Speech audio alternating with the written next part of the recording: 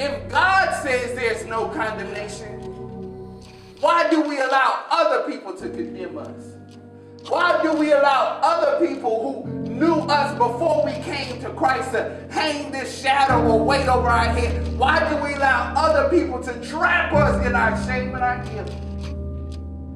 If God has forgiven us, but interesting, but it's actually an attempt or an attack of the enemy. It's an attack of the devil, because what the devil wants to do, the devil wants you to focus on your flaws and your failures, that you miss out on what God is trying to do in your future. The devil understands that, look, if I can just get this person to be reminded and feel shameful and feel guilty for what they did, they won't realize and experience the joy of the freedom that they have. So that's why there are certain people the enemy places in your life solely to keep reminding you of what you used to be.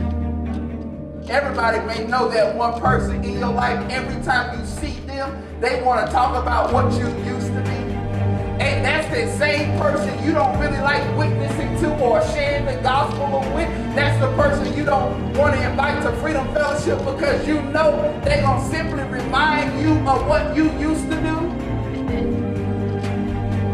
But if God has said no condemnation, if God has forgiven you, why in the world do you let people condemn you?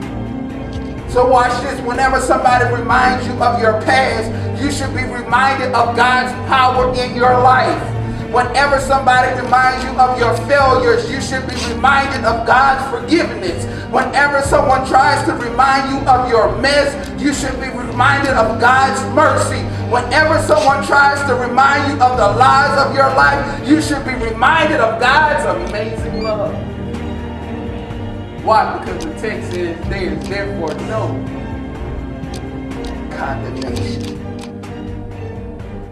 Don't let others condemn you for what God has already forgiven you of.